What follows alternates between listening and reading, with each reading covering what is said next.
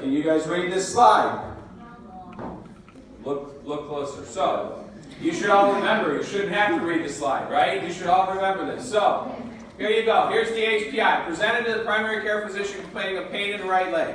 She states she awoke with the pain 3 days ago and it's been continuous, although it hurts more when she walks. The pain is located behind her right knee and extends down into her calf. She rates the pain as a 3 of 10 at this time.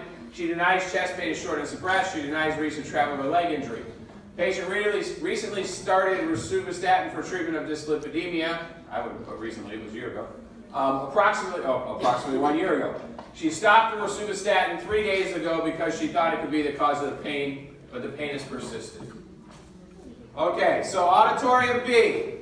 Since now there's a group of you in there, even though there's actually we filled up pretty nicely. Auditorium B. Give me the situation and background for this patient, please. Give me a situation and background. You guys should all be familiar with this patient. It was just last week, with the exception of one of you. Where is he? He's not here. Maybe he's in auditorium B. I'm not afraid to call people out. Auditorium B, they were excused. Come on, give me a situation and background.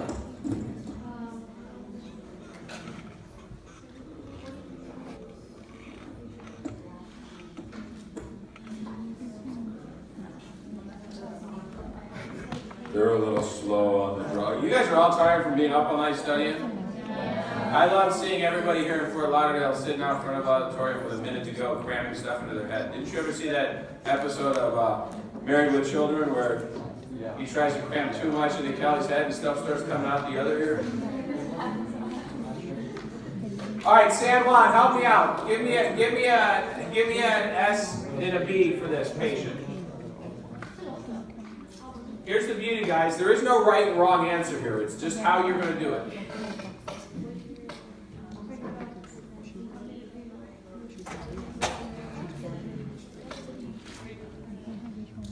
Is this thing on? Immobility. I'm sorry. Go ahead, San Juan. Start from the beginning. Give us an S situation and background for this patient. It's difficult to read. But you guys, you remember the patient, right? I'll give you some slack on like the age and whatever, but you remember the patient, right? I hope. It was 6 days ago. 7 days ago. Oh my goodness. Okay, somebody here that can read, go ahead. Cross has presented with leg pain that is continuous, and I guess we can say that sonography has found. Yeah, it's not background stuff, that's assessment, right? So it's continuous, no relief, patient has not taken anything. Okay, so she said Rena Cross. It started in the morning. Rena Cross is here with consistent leg pain that started in the morning. Continuous. It's continuous No relief. with no relief. Okay. Do we care what her name is? No. No. We're talking to the doctor. I mean, they might say which patient, so their name might be appropriate if you're. It depends on the situation. Okay. Anybody else want to take a stab?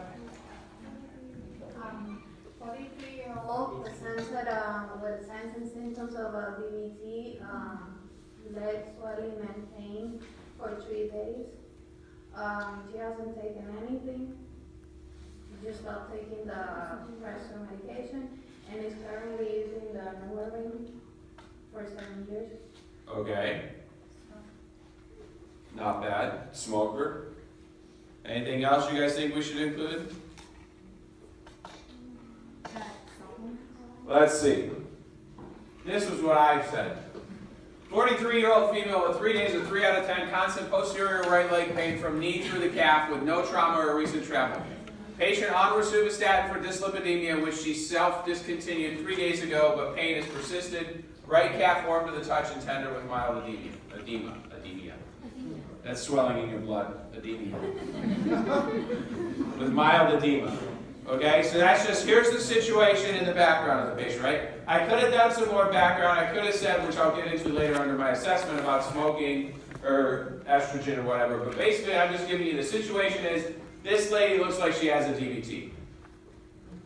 Does that make sense? And it's been going on for this long.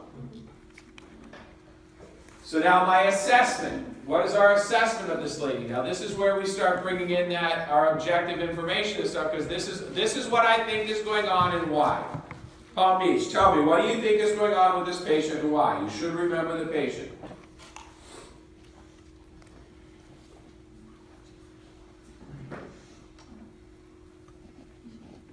She's having a DVT. Correct, but now explain it to me like I'm the doctor. So, Dr. Hiraholzer, I believe this lady's having a DVT, and why? You remember the stuff from the case. Why?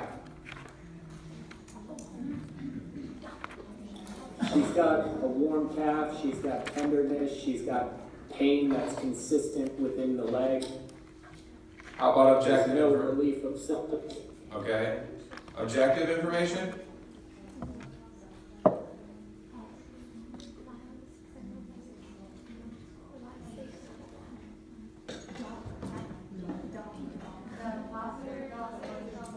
How about the lower right over here?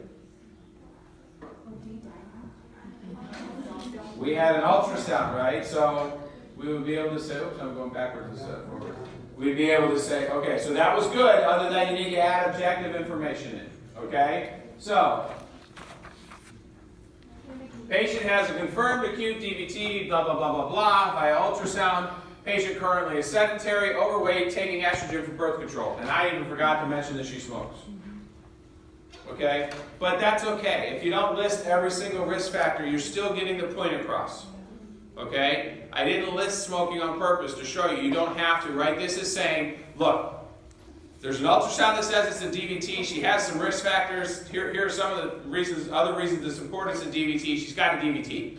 Right? Does that make sense? Mm-hmm. So, going back, 43-year-old female. Let me just read it out for you right now. You ready? So this is basically what I would say. Timing. It's a 43-year-old female with 3 days of 3 out of 10 consistent posterior right leg pain from the knee through the calf with no trauma or recent travel. She's on rosuvastatin for dyslipidemia, which she self-discontinued 3 days ago, but pain has persisted. The right calf is warm to the touch and tender with mild edema, not edema. The patient has a confirmed acute DVT of the right distal superficial femoral, popliteal, and perineal veins via ultrasound. Patient currently sedentary, overweight, and taking estrogen for birth control. I recommend we begin the patient on rivaroxaban 15 milligrams by mouth twice daily for 21 days, then rivaroxaban 20 milligrams for a minimum of 3 months.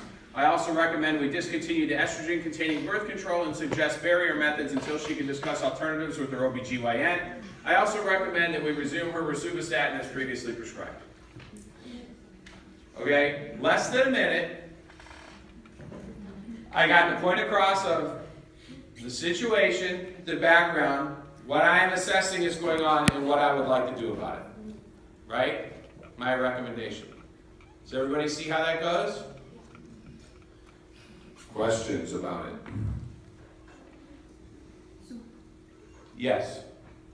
Use your mic, please.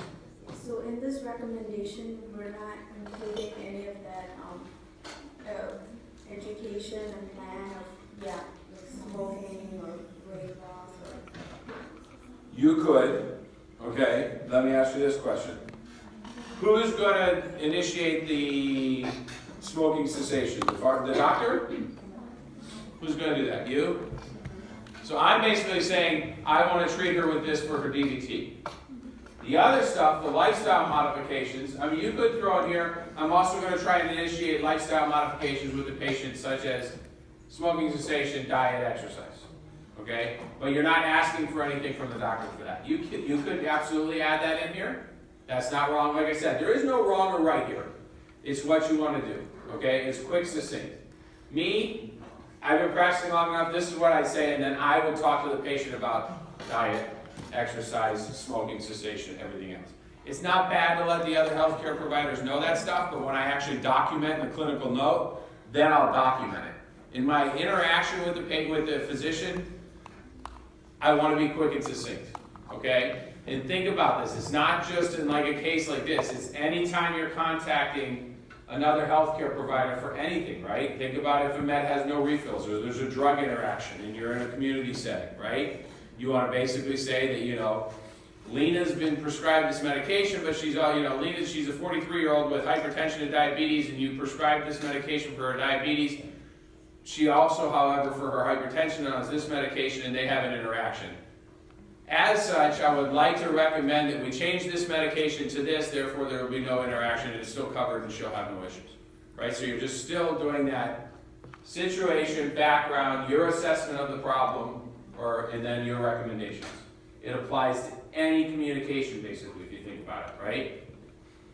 It applies to if you're having a drug shortage in your hospital, right?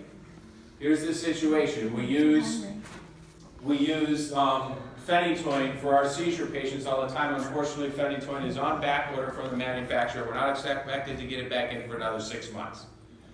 As such, just an alternative would be phosphenitoin, which is currently available. So we would like any phenytoin orders to be switched over to phosphenitoin in the equal milligram strengths, and therefore we will start using phosphenitoin to treat our patients with active seizures until phenytoin becomes available again. Right? So I've explained the situation in the background, my assessment of the problem, and what I recommend we do for it. Right? It applies to just about any communication you're gonna handle. Okay? So now you got SOAP and Sbar. I'll think of another S thing we can come up with for you. Palm Beach, do you have any questions on this form of communication?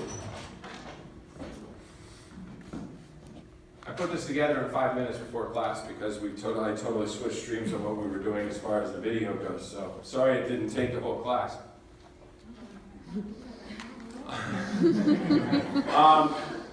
San Juan, do you have any questions about Sbar? I'm going to go ahead and put together probably like 10 of these little things where you guys need to just come up with Sbars and practice them. And then a class in the near future in here, we will just randomly call out people and they will go ahead and present their Sbar for case 1 or case 2 or case 3, whatever it is. Yes, ma'am? Is it still going to be due at the same date as the original video presentation? At the latest, if not sooner. You're still doing SOAP notes. Okay. All right. Do I have any questions from the distance sites? If not, I'll spend just a couple minutes explaining lab next week and SOAP notes, and then we'll get out of here. Questions? No questions. Beautiful. I love that. That means you guys aren't listening or I'm doing a good job. I'll take either one. Okay. So, next week is a case lab again. Okay? Kind of just like what we did last week. Okay? It's on acute coronary syndromes. The topic you should be very familiar with. Okay? Since you just had a test on it less than an hour ago. Okay? It's the same type thing we just did, except for now, you're going to be doing on your own kind of what we did at the end of lab when we had the group discussion. We said, okay, well now what's your assessment? How would you treat it, right? You're going to complete that whole SOAP note. This is how it works. You're all at a table together. I know, you have your own tables, okay? And I know some of your information is going to be the same, okay? However, where it should differ is when you start to come up with your assessment or your plan and your education, okay? I don't mind if you work together coming up with what is the problem list, what is the whatever else, okay? And we'll be there to help you at your tables. But then when it comes time to writing out how you want to treat it and what your education should be, that's where you need to break off and be individuals, okay? They will be looked at, okay? I'm not going to look at 250 of them, I won't lie to you, but we will be looking at quite a few of them, and if we see similar things, it's amazing how you guys get caught cheating. Or I shouldn't say cheating, copying and pasting, because I remember 2 years ago I was just reading and they misspelled a word. And I'm reading the next one, they misspelled the same word. I'm like, that's silly. When the next one was like 4 later, you know, I'm like, go back, yeah, oh look, same exact SOAP note, okay? So please don't do that. This is how this SOAP note works. You all have to upload the soap note by Sunday or Monday, I believe it is.